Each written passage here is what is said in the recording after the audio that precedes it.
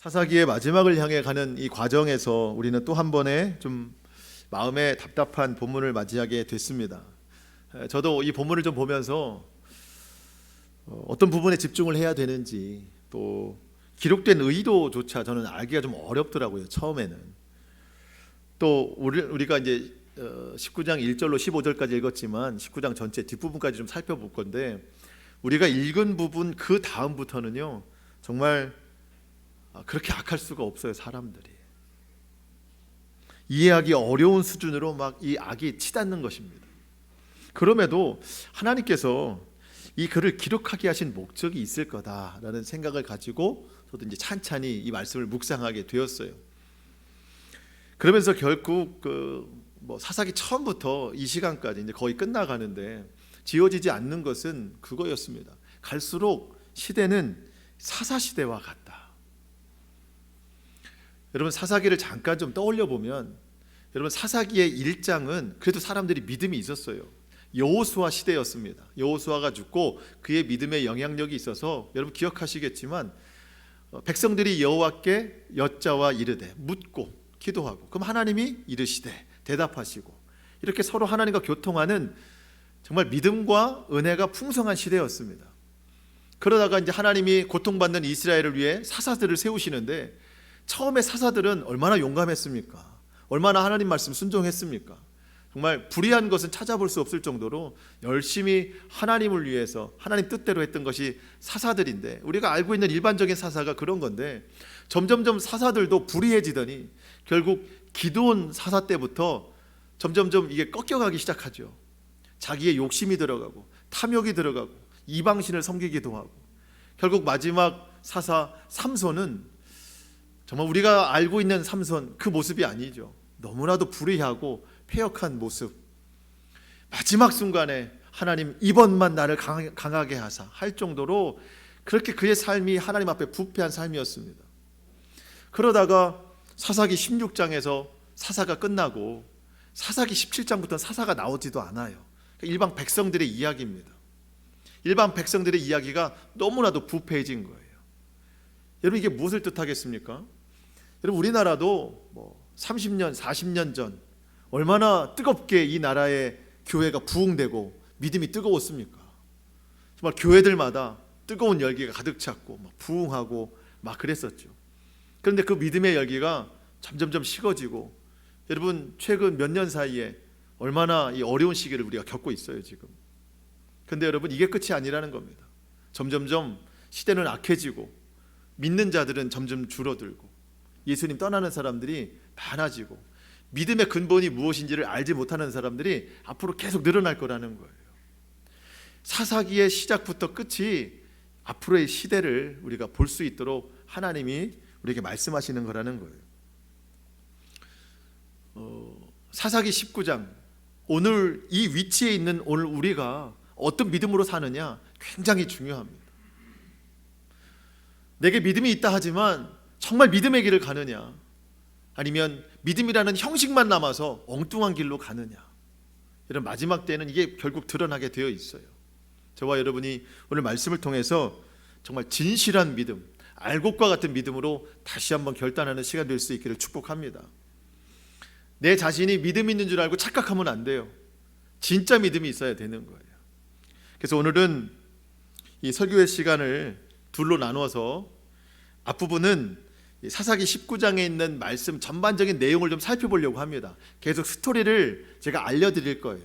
그 다음에 이제 설교 후반부에서는 그 내용에 대한 영적인 어떤 적용에 대해서 함께 나누려고 합니다. 그러니까 지금부터는 스토리만 쭉 나갑니다. 제가 이 이야기를 좀 설명을 해드릴게요. 그렇게 잘 이해하시고, 제가 중간중간 목소리 커지는 부분이 포인트예요. 나중에 그게 적용이 되는 겁니다. 그런 걸 좀 잘 기억해 주셨으면 좋겠습니다. 자, 1절 2절 보겠습니다. 이스라엘의 왕이 없을 그때에 에브라임 산지 구석에 거류하는 레위 사람이 또 나와요. 어떤 레위인이 유다 베들레헴에서 누구를 맞이했어요? 첩을 맞이했습니다. 그런데 2절, 그 첩이 뭘 했어요? 행음하고 남편을 떠나서 유다 베들레헴 그의 아버지 친정집으로 돌아갔는데 거기서 몇 달을 지내요? 4달을 지내고 있습니다. 여러분, 첩을 두는 거는 하나님 창조 질서에 위배되는 겁니다. 그런데 더 거룩하게 살아야 될 레위 사람이 첩을 뒀다. 이것은 그 당시에 사회적으로나 종교적으로 매우 부패했다는 것을 상징적으로 보여주는 겁니다. 레위 사람은 제사장이에요. 그 당시에는 성전이 없었기 때문에 하나님의 성막에서 성전 제사를 드릴 때 돕는 사람들이었습니다. 근데 앞서 17장, 18장에서도 레위 청년 이야기 나왔었죠. 그 레위 청년이 어떻게 움직여요? 돈을 많이 주는 대로, 명성이 있는 대로 그렇게 계속 움직여 나갑니다. 하나님의 소명대로 살지 않고 세상이 주는 기준대로, 유익대로 쫓아가는 거예요. 사실 오늘 성경에 나오는 이 레위 사람도 그 청년은 아니지만 같은 부류의 사람입니다. 사사기 마지막 부분에서 자꾸 이렇게 레위 사람이 등장하는 것은 시대가 타락해도 레위 사람만큼은 경건해야 되거든요. 왜냐하면 제사장이니까. 근데 그 부패한 시대를 정화시켜야 될 레위 사람임에도 불구하고 그들마저도 타락했다고 하는 것은 소망이 없다는 뜻입니다. 여러분, 우리가 언뜻 생각하기에 이 성경에 나오는 레위 사람은 이 시대의 목회자다 생각할 수 있는데 1차적으로 접근하면 그럴 수 있습니다. 하지만 베드로전서 2장 9절에 보면 우리 모두는, 그리스도인들은 이 시대의 왕 같은 제사장들이요. 여러분들도 다 제사장이에요. 여러분도 다 레위 사람입니다. 이 시대에 예수님의 피로 구원받은 사람들은, 그리스도인들은 다 제사장들입니다. 여러분, 이 암흑의 시대, 부패져가는 이 시대를 정화시킬 수 있는 사람은 레위인이에요. 저와 여러분입니다. 저와 여러분마저 타락하기 시작하면 소망이 없어요. 근데 오늘 본문이 이제 그렇게 타락하는 것으로 시작이 되고 있다는 겁니다. 자, 다시 본문으로 돌아가서 레위 사람이 첩을 맞이했는데 2절에 보시면 그 첩이 행음했다라고 나오는데 1차적 접근으로 보면 다른 남자와 간음을 했구나 이렇게 생각할 수 있는데 원어적으로 보니까 꼭 그런 뜻만은 아닙니다. 이 행음하다라는 단어가 반발하다, 대항하다 그런 뜻입니다. 그러니까 이 첩이 남편인 레위 사람에게 반발하는 거예요. 대항하는 거예요. 뭔가 뜻이 맞지 않은 겁니다. 그러니까 일방적으로 이 여자가 잘못한 것은 아닙니다. 남자도 잘못한 게 있는 거예요. 홧김에 떠났다는 거예요. 제가 그래서 다른 성경 버전을 가지고 보니까 이해가 좀 쉽더라고요. 새번역 성경으로 이 2절을 보니까 그 앞이 이렇게 됐어요. 그러나 무슨 일로 화가 난 그 여자는 그를 떠나 친정집으로 갔다. 무슨 일로 화난지는 몰라요. 하지만 서로가 다툼이 있었던 것이죠. 그렇게 친정집으로 갔는데 넉 달이 지나서, 4달이 지나서 남자가 여자를 찾으러 갔습니다. 데려오겠다는 거예요. 3절에 보니까 나귀를 2마리 데려갔어요. 그러니까 한 마리는 내가 타고 한 마리는 데려올 그 첩을 태우고 오려고 하는 의도, 꼭 데려오고자 하는 겁니다. 그래서 4달 만에 그 여자의 집, 친정집으로 갔더니 그 여자랑 인사를 하게 되는 거예요. 왜 4달 만에 갔는지 그것도 참 이해가 안 가지만 여러분, 4달이면 그래도 화 풀려요, 안 풀려요? 풀리잖아요. 여자도 화가 풀렸던 모양이에요. 남편을 기쁨으로 맞아들입니다. 그렇게 서로 기쁨으로 조회하고 자기 친정 아버지에게 남편을 소개하는 거예요. 그랬더니 친정 아버지도 그 남자를 기쁘게 맞아들입니다. 그 당시에 여자는 어떤 일이 있어도 집을 나가서는 안 됩니다. 그 당시 법이 그랬어요. 어떠한 혹사를 당해도 절대 집을 나가면 안 되는 거예요. 근데 그런 시대의 풍습 속에서 내 딸이 집으로 돌아왔는데 남편이 찾아왔으니 데려가겠다고 하니 그 친정 아버지로서는 굉장히 기쁜 일입니다. 그래서 그 사위를 아주 극진히 환대합니다. 먼 길을 왔기 때문에 이 기력이 쇠할 거 아닙니까? 걸어서 왔기 때문에 또 힘들고, 그렇기 때문에 최소 3일 동안은 그 집에서 머물면서 기력을 보충해야 되는 거예요. 그러다가 떠나야 되는 겁니다. 4절에 보니까 3일 동안 먹고 마시며 유숙했다 그럽니다. 자, 4일째 되는 날 이제 떠나야 되는 겁니다. 보통 그래요. 근데 4일째 아침이 되는 날 떠나려고 하는데 그 장인이 말합니다. 5절 하반절에 보니까 그 여자의 아버지가 그의 사위에게 이르되 떡을 조금 먹고 그대의 기력을 돋운 후에 그대의 길을 가라 하니라. 좀 3일이면 충분했는데 아직도 더 잘해주고 싶은가 봐요. 그러니까 4일째 되는 오늘도 더 먹고 더 마시다가 즐겁게 있다 가라. 그러다가 날이 저물어서 4일 저녁도 거기서 자는 거예요. 자, 5일 아침이 됐습니다. 떠나려고 하는 거예요. 그랬더니 똑같은 패턴이 반복이 됩니다. 그의 장인이 오늘도 우리 집에서 먹고 마시고 기력을 보충하고 떠나라. 그랬더니 그 남자가 그 말에 또 넘어가서 그날도 또 먹고 마시고 즐겁게 보냅니다. 날이 저물려고 해요. 그랬더니 그 남자가 이제는 가야 되겠다. 더 날이 어두워지기 전에 가야 되겠다. 그럴 때 그 장인이 말리지만 결국 이 남자는 5일째 되는 오후 늦은 시간에 그 집을 떠납니다. 종과 첩과 그 남자가 셋이 그 집을 떠납니다. 자, 여기까지 이해가 잘 되시죠? 드라마를 생각하듯 잘 따라오셔야 됩니다. 자, 10절 말씀 보겠습니다. 자, 여기서 10절 말씀. 그 사람이, 그러니까 레위인이 다시 밤을 지내고자 하지 아니하여, 그렇죠? 자, 일어나서 떠나 여부스 맞은편에 이르렀으니 여부스는 곧 예루살렘이라. 안장 지운 나귀 2마리와 첩이 그와 함께 하였더라. 자, 집을 떠났습니다. 해가 졌어요. 지금 있는 동네가 여부스라는 곳입니다. 나중에 예루살렘이 되는 곳이에요. 우리가 잘 아는 예루살렘. 예루살렘의 옛 지명이 여부스입니다. 근데 가다 보니까 날이 저물었어요. 더 이상 앞을 나가기가 힘들어요. 그랬더니 종이 주인님, 해가 졌으니 이 여부스라는 지역에 한 집에 들어가서 하룻밤 자고 가십시다. 그랬더니 그 주인이 하는 말이 여부스는 이방 사람이 사는 곳이다. 자, 여러분, 여호수아가 가나안 지형을 다 점령했습니다. 다 이겼어요. 근데 그 땅은 비어있는 땅이 아니잖아요. 원주민들이 살고 있는 땅이었습니다. 땅은 다 점령했으나 살고 있는 이방인들을 다 쫓아냈었어야 돼요. 근데 이 여부스라는 땅을 점령을 했으나 남아있는 이방 족속을 쫓아내지 않았어요. 그래서 그 지역에 여부스라는 족속이 아직도 살고 있습니다. 그러니까 이 레위 사람이 하는 말이, 야, 우리가 머물 곳이 없어서 이방인들이 머무는 그곳에 우리가 머물러야 되겠느냐. 우리 그래도 유대인인데 조금 더 가면 그 베냐민 지파 속한 기브아라고 있는 곳이 있는데 여기서부터 한 6km 정도 더 떨어져 있는데 조금만 더 걸어가서 거기서 하룻밤 유숙하자. 아무래도 우리 동족이 우리를 잘 맞아줄 것 아니냐 해서 이 여부스라고 하는 이곳에서 떨어져서 조금 더 가서 기브아라는 곳에, 베냐민 지파가 속한 곳에 이제 가게 됩니다. 12절 말씀이 그거예요. 12절. 주인이 그에게 이르되, 레위 사람이 말합니다. 우리가 돌이켜 이스라엘 자손에 속하지 아니한 이방 사람의 성읍으로 들어갈 것이 아니니 기브아, 베냐민 지파에 속한 기브아로 나아가리라 하고.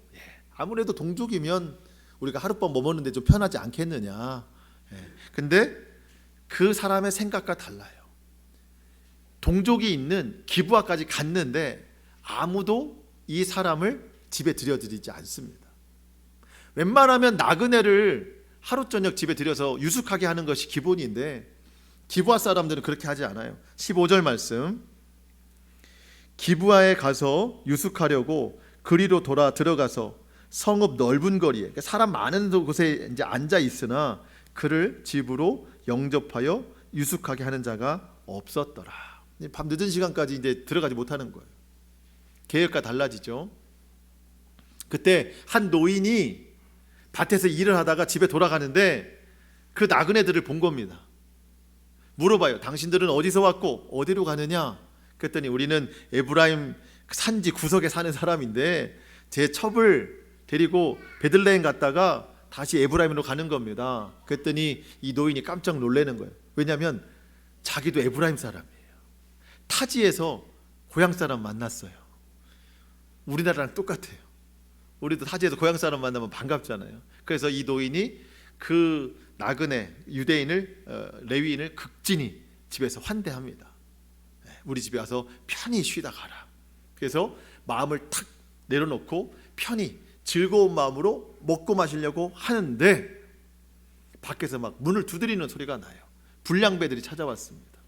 아주 좋지 않은 그 생각을 가지고 이 집에 찾아온 겁니다. 오늘 부모님을 우리가 읽지는 않았지만 22절 말씀, 22절입니다. 그들이 마음을 즐겁게 할 때, 그 노인의 집에서 마음 푹 놓고 즐겁게 할 때에 그 성읍의 불량배들이 그의 집을 에워싸고 문을 두들기며 그 집주인 노인에게 말하여 이르되 내 집에 들어온 사람을 끌어내라. 우리가 그와 관계하리라 하니. 뭐 하겠다는 거예요? 창세기에서는 내가 그들과 상관하리라, 남색하리라, 동성애하겠다는 거예요. 지금 불량배들이 찾아와서 레위 사람 끌어내라는 거예요. 우리가 그와 관계하리라, 동성애를 얘기하는 겁니다. 여러분, 이 땅이 이방 지역이 아니고 베냐민 지파 기브아 땅입니다. 이스라엘 사람들이에요. 그 땅에서 이런 일이 일어나기 시작하는 겁니다. 여러분, 뭐 이 자체로도 할 말이 없는데 이 상황에 대해서 대처하는 그 노인과 레위 사람이 하는 게 더 기가 막힙니다. 그 노인이 하는 말 23절, 집주인 그 노인이 그 사람이 그들에게 나와서 이르되 아니라 내 형제들아 청하노니 이 같은 악행을 저지르지 말라. 이 사람이 내 집에 들어왔으니 이런 망령된 일을 행하지 말라. 이러면서 그 불량배들의 행동을 저지했어야 되는데 그 노인이 내놓은 조건이 뭐냐면 24절에 보니까 나에게 처녀딸이 있다. 그리고 이 레위 사람의 첩이 있으니 그 두 여자를 문 밖으로 그냥 내밀 테니 당신들이 하고 싶은 대로 마음대로 하시오. 능욕하든지 뭐하든지 마음대로 하시오.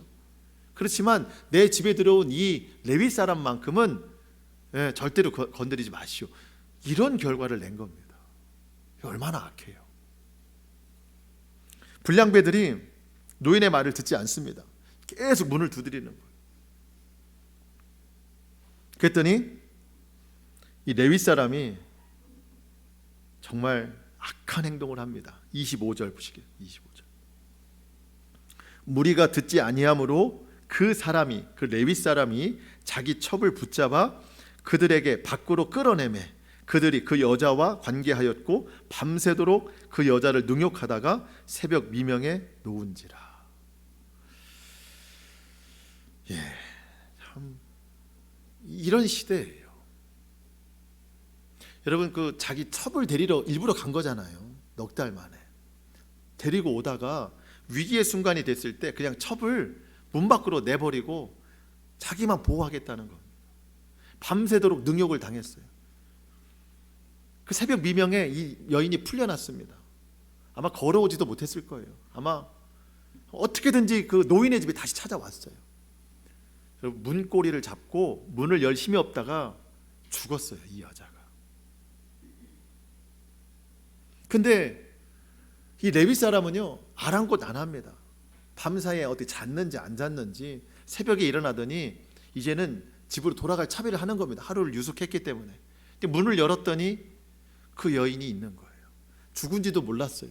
여러분, 첫 마디가 뭔지 아세요? 28절. 일어나라, 우리가 떠나가자. 참 저도 이 부분을 보는데 막 너무 화가 나는 거예요. 아니, 왜 그렇게 됐는지 뭐 미안한 마음도 없고 상황 살피는 것도 없고 그냥 엎드려져 있는 모습 보고 일어나라, 빨리 가자, 이런 상황인 거예요. 자꾸 흔들어도 일어나지 않는 것을 보고 죽은 줄 아는 거예요. 그 시체를 나귀에 싣고 자기 집으로 돌아갑니다. 돌아가서 어떤 행동하냐면 그 시체를 자기 칼로 12덩이를 냅니다. 12덩이를 내요. 시체를 잘라서. 그러면서 그 한 덩이를 각 지파, 이스라엘의 12지파로 보냅니다. 왜 그러냐면 자기가 했던 행동을 생각하지 않고 자기가 불량배들에게 억울한 일을 당했다는 거예요. 그래서 이 일을 공론화시키는 겁니다.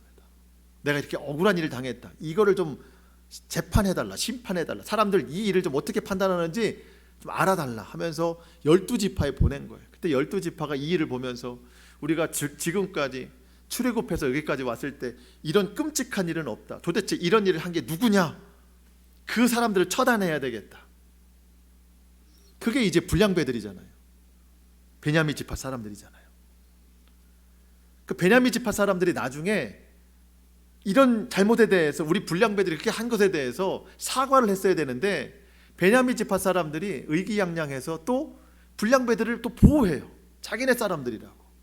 그래서 이스라엘의 11지파와 베냐민 지파 간에 전쟁이 일어납니다. 처음에는 왔다 갔다 승패가 왔다 갔다 하다가 결국은 11지파가 이 베냐민 지파를 멸절시켜요. 종족끼리 한 지파를 없애버립니다. 이런 끔찍한 결과가 일어나는 겁니다. 여러분 그 시작이 어디에 있어요? 한 사람의 이러한 행동, 자기 자신을 모르고 그렇게 그냥 복수심에 불타는 이 행동 하나가 민족의 전쟁이 일어나고 한 지파가 멸망당하는 이런 일이 일어나는 겁니다. 나중에 깨닫는 거예요. 여러분 21장 맨 마지막 장이죠. 2절을 보시겠습니다. 21장 2절 3절. 백성이 베델에 이르러 거기서 저녁까지 하나님 앞에 앉아서 큰 소리로 울며 이르되 이스라엘의 하나님 여호와여 어찌하여 이스라엘에 이런 일이 생겨서 오늘 이스라엘 중에 한 지파가 없어지게 하시나이까. 여러분 하나님이 그렇게 하신 게 아니잖아요. 사람이 한 거지. 왜 이런 결과가 일어났죠?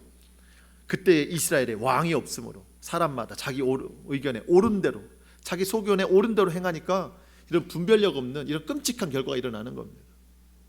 여러분 하나님이 없으면 이런 결과로 사는 거예요.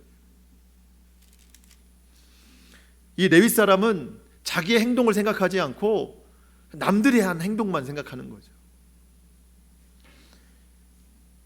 여러분 언제나 시작은 나예요. 나부터 판단해야 돼. 나부터 생각해야 되는 겁니다. 다른 사람 비판할 것도 없고 사회에 대해서 불평할 것도 없어요. 내가 먼저 믿음으로 바로 서면 내 생각이 달라지고 행동이 달라지고 삶이 달라지는 거예요. 내 삶이 달라지면 가정이 달라지고 가정이 달라지면 교회가 달라지고 교회가 바뀌면 세상이 바뀌는 거예요. 늘 시작은 나예요. 나부터 점검해야 됩니다. 그래서 지금부터는요 내 믿음 점검하는 시간입니다. 저는 오늘 본문을 보면서 어떤 것으로 오늘 본문을 좀 해석해 나갈까 하다가 레위 사람이 자기 첩에게 대하는 행동이 내가 믿음에 대한 행동 같다는 생각이 드는 거예요. 내가 믿음을 너무 함부로 대하고 있다는 생각이 드는 거예요. 그래서 지금부터는 그 적용 측면을 좀 말씀을 드리고 오늘 좀 설교를 마칠까 하는데요. 자, 첫 번째는 그거예요. 첩. 레위 사람이 첩을 뒀는데 누구든지 첩을 두면 안 되는 겁니다. 레위 사람은 더더욱 그런 사람이에요. 여러분 첩은 본 부인이 아니잖아요. 우리가 믿음을 첩을 두도 생각하면 안 된다는 겁니다. 무슨 소리냐면 믿음이 우리에게는 본부인처럼 우선순위가 되어야 되지 첩을 두듯 차선책으로 밀려나면 안 된다는 거예요. 신앙생활은 늘 우선순위예요. 우선순위. 그게 뭐냐는 거예요. 늘 우리의 믿음이 우선이 되어야 되고 늘 하나님이 우선이 되어야 되고 늘 예수님을 가장 많이 사랑해야 된다는 겁니다. 예수님도 그런 말씀하셨어요. 먼저라는 단어를 많이 쓰셨어요. 먼저. 마태복음 6장 33절에도 그런즉 너희는 먼저 그의 나라와 그의 의를 구하라. 그리하면 이 모든 것을 너희에게 더하시리라. 먼저 우선순위예요. 우선순위. 우리의 삶의 우선순위가 하나님, 예수님, 믿음, 말씀, 하나님 나라 이렇게 되면 그 다음 것들은 하나님이 다 우리에게 더하신다고 약속해 주셨어요. 근데 우리의 우선순위가 먼저가 주님이 아니고 믿음이 아니고 다른 이 모든 것이 우선이 될 때 여러분 그것을 얻는다 해도 분명한 것은 그 사람은 하나님 나라를 경험하지 못한다는 거예요.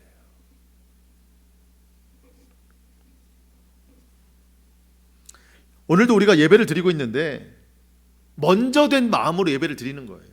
내가 하나님을 먼저 사랑합니다. 내가 예수님을 먼저 경배합니다. 하나님 말씀이 먼저 된다는 것을 시인하는 겁니다.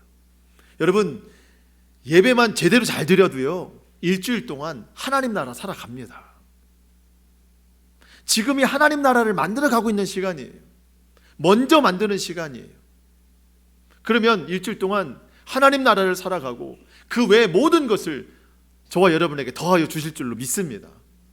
그래서 예배 잘 드려야 되고 말씀 시간에 정말 집중해서 이 말씀 일주일 동안 우리가 품고 살아가야 되는 거예요. 여러분, 믿음이 우선순위가 아닌 사람은 레위 사람이 첩을 찾으러 가는데 얼마 만에 찾으러 갔죠? 넉 달 만에 찾으러 갔어요. 넉 달 만에.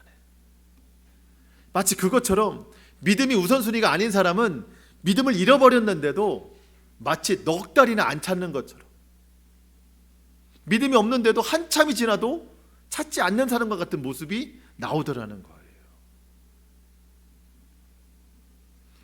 여러분, 그 레위인이 왜 넉 달 동안 안 갔겠어요?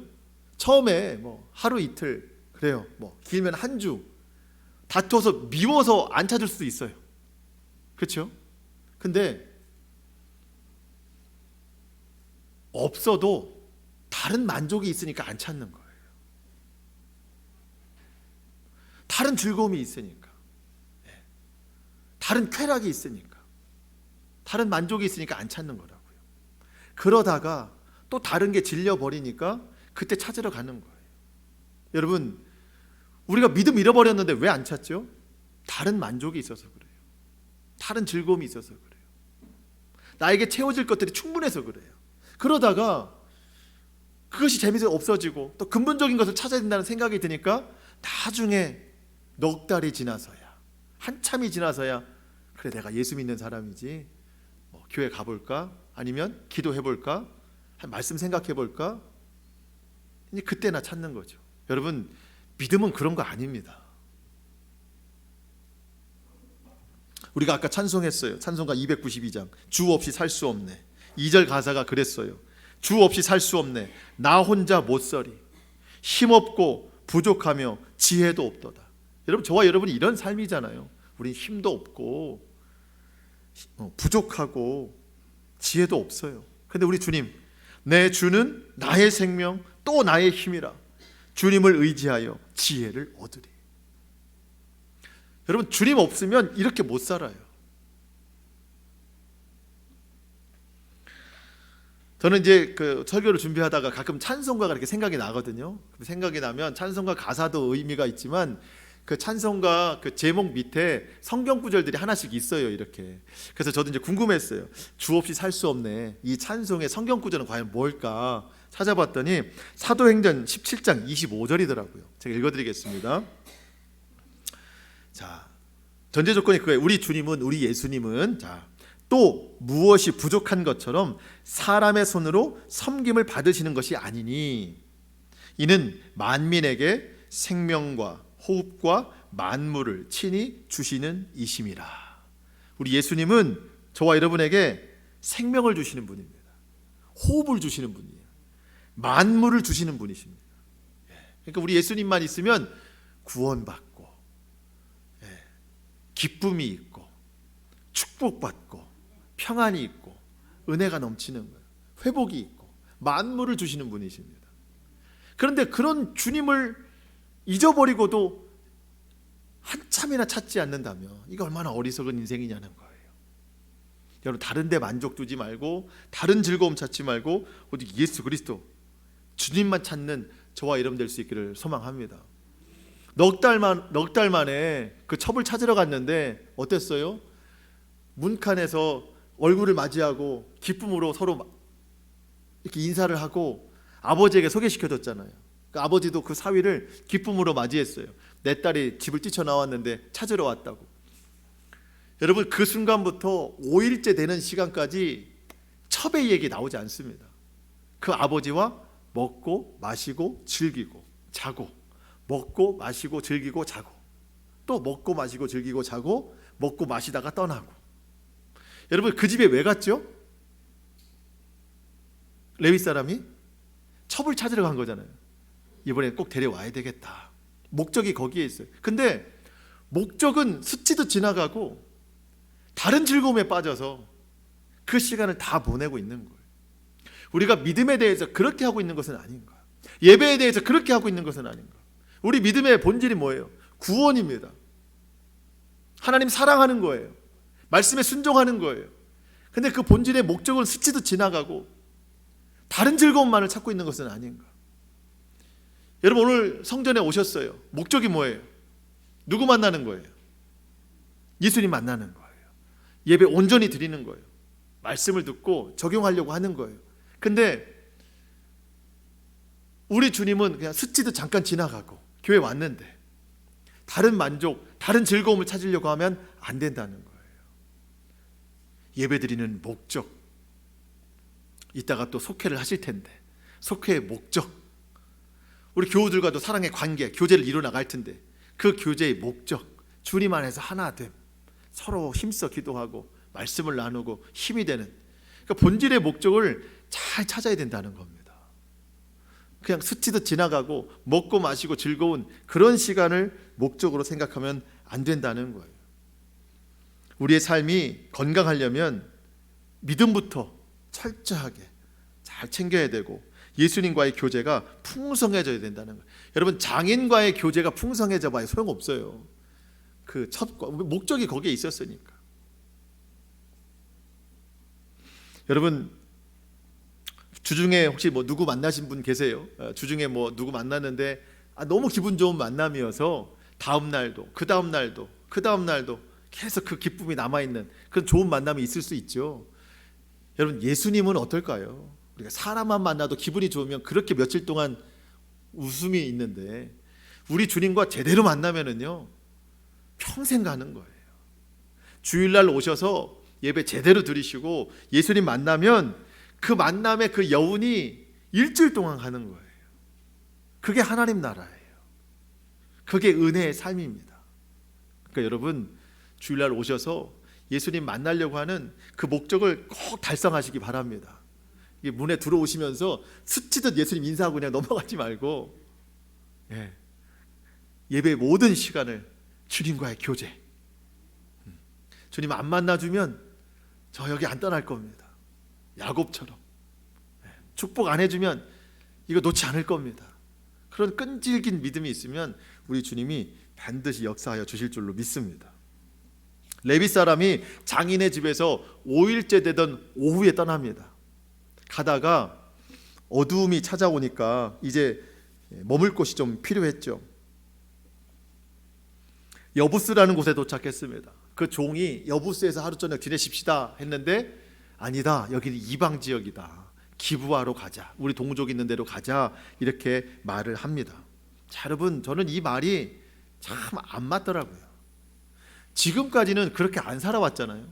첩도 두었죠.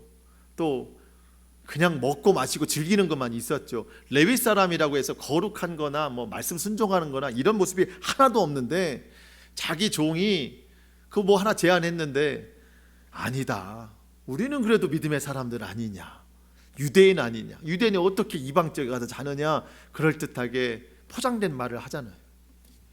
여러분 저와 여러분이요 가끔은 믿음이 있는 줄 알고 속으면 안 됩니다.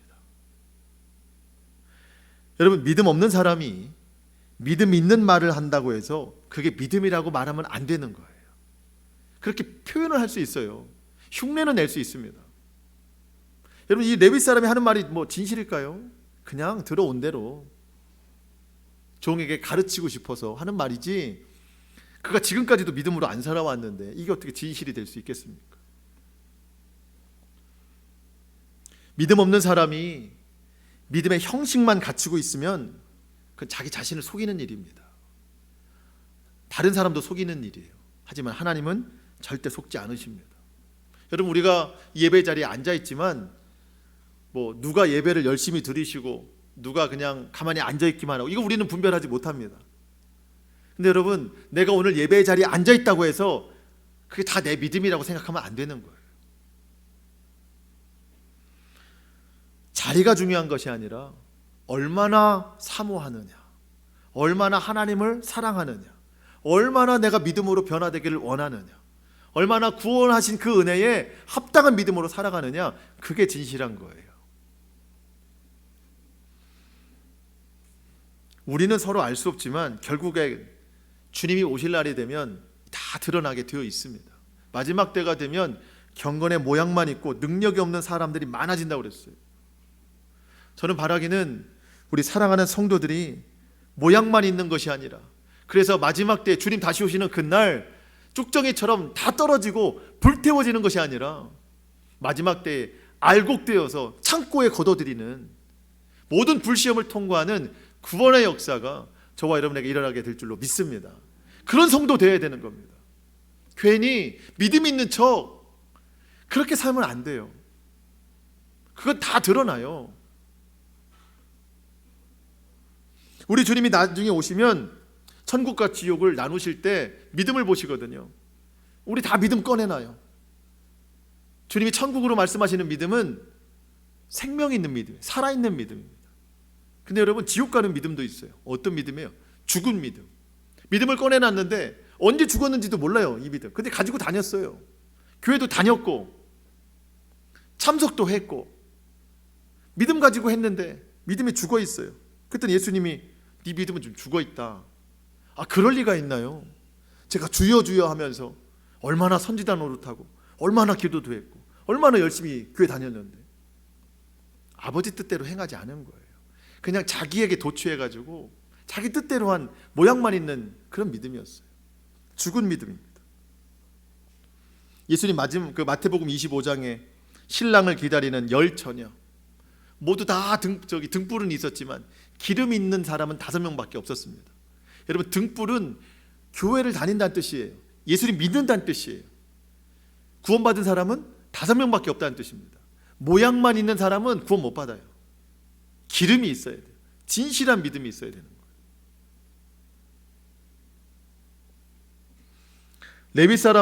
레위 사람이 기브아에서 한 노인의 집에서 자는데 불량배들이 두드렸죠. 그 남자를 끌어내라. 여러 가지 노력을 해도 안 됐습니다. 결국 그 레위인이 한 게 뭐죠? 자기 첩을 본인이 직접 끌어낸 거예요. 밤사이에 능욕당했습니다.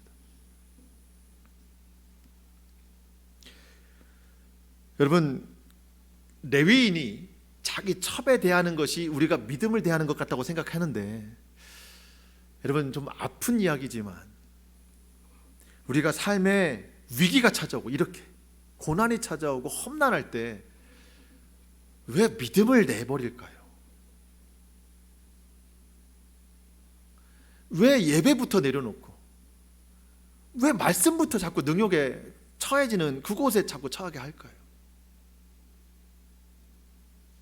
우리 목적이 믿음에 있는데 자기가 위기의 순간이 오니까 첩을 내버리듯이 마치 우리가 그걸 믿음으로 생각한다면 나 살겠노라고 믿음을 버리는 것 같은 거예요. 삶이 어려워졌다고 예배부터 내려놓는 것 같아요. 그러면 우리는 살 수 없어요.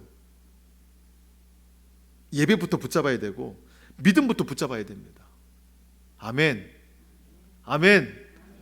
여러분, 명심하셔야 됩니다. 주 없이 살 수 없어요. 믿음 없이 살 수 없습니다.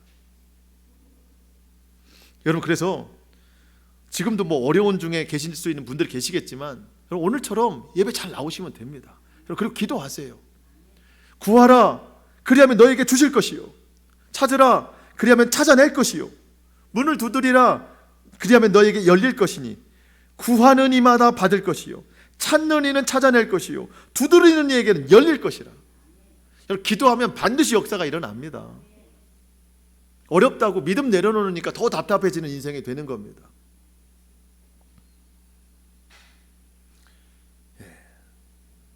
주님의 이 약속, 구하고 찾고 두드리는 자마다 다 주님의 놀라운 역사가 이루어진다는 이 약속의 말씀이 저와 여러분 삶 가운데 충만하게 나타나시길 축복합니다. 자, 말씀을 마치면서 이거 좀 말씀드리려고 하는데요. 뭐냐면 레위 사람의 마지막 행동입니다. 자기 첩이 죽어서 억울한 일 당했다고 12 덩이를 나눠서 12지파에 보내는 이런 끔찍한 일. 여러분, 자기 자신은 어떻게 행동했는지 생각도 안 하고 그 보여지는 결과가 끔찍해서 기분 나빠서 복수하겠다고 12지파에 보내는 그런 생각. 여러분, 회개도 없고 믿음도 없고 아무것도 없어요.